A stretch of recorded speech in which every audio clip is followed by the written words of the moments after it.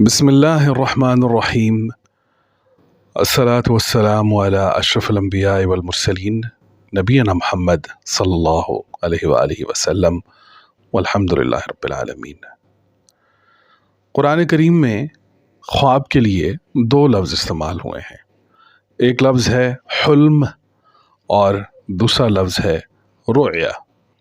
حلم کہتے ہیں وہ خواب کہ جس کا کوئی سر پیر نہ ہو، جسے ہم پرخاندہ خواب کہتے ہیں۔ قرآن میں اس کی دلیل یہ ہے کہ جب وہ بادشاہ جب اس نے خواب دیکھا اور وہ آیا اپنے ان سیانے لوگوں کے پاس اس کی تعبیر یا تدبیر پوچھنے کے لیے، تو آگے سے انہوں نے جواب دیا سورہ یوسف آیت نمبر 44 میں، بسم اللہ الرحمن الرحیم، قالوا اضغاث احلام، انہوں نے کہا کہ یہ تو پرخاندہ خواب ہیں، اڑتے اڑتے خواب ہیں، ان کی کوئی حقیقت نہیں ہے۔ وَمَا نَحْنُ بِتَأْوِيلِ الْأَحْلَامِ بِعَالِمِينَ، ہم بالکل ان کی کوئی حقیقت ہمارے پاس نہیں ہے، ہم کچھ نہیں جانتے، اس کی تعویل ہمارے پاس نہیں ہے۔ تو اس کے بارے میں انہوں نے کہا کہ حلم کہ جس کا کوئی سر پیر نہیں ہے۔ اسی کے مقابل میں دوسرا لفظ آتا ہے رؤیا۔ رؤیا کہتے ہیں وہ خواب کہ جس میں خیر موجود ہو، جس میں مقصد ہو، اور تمام انبیاء نے رؤیا کا دعویٰ کیا ہے۔ کسی نبی نے قرآن میں یا ان کے ساتھ جب رؤیا کا ذکر آیا ہے تو کسی نبی کے اس واقعے میں حلم کا لفظ نہیں آیا۔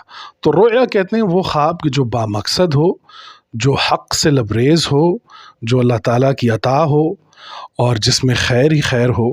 تو اس میں سورہ یوسف آیت نمبر 100 میں اللہ تعالیٰ فرماتے ہیں بسم اللہ الرحمن الرحیم، یوسف علیہ السلام نے فرمایا بسم اللہ الرحمن الرحیم، وَقَالَ يَا أَبَتِ هَذَا تَأْوِيلُ رُؤْيَايَ مِن قَبْلُ قَدْ جَعَلَ رَبِّي حَقًّا، کہ یہ وہ میرا رؤیا ہے، یہ میرا خواب ہے کہ جسے رب نے سچ کر دکھایا ہے۔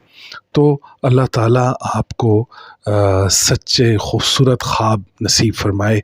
اور ان دونوں میں فرق آپ ایسے کر سکتے ہیں کہ وہ خواب کہ جو با مقصد ہو، جس میں خیر ہو، اور جسے آپ دیکھ کر اس کے پوری منظر کشی کو بھولیں نہ، تو وہ رؤیا ہے۔ اور وہ خواب جس کی منظر کشی کو آپ بھول رہے ہیں، جو آپ کو دکھایا گیا ہے وہ آپ کو صحیح سے یاد نہیں ہے، یا جس کا کوئی سر پیر نہیں ہے، وہ حلم ہے۔ تو اللہ تعالیٰ ہمیں رؤیا نصیب فرمائے، کیونکہ رؤیا با مقصد ہوتا ہے۔ اللہ تعالیٰ آپ سب کو اپنی رحمتوں اور برکتوں میں محفوظ رکھے۔ اللہ آپ سب کے دل پر اپنی تسکین اور محبت محمد صلی اللہ علیہ وسلم نازل فرمائے۔ السلام اللہ علیکم ورحمۃ اللہ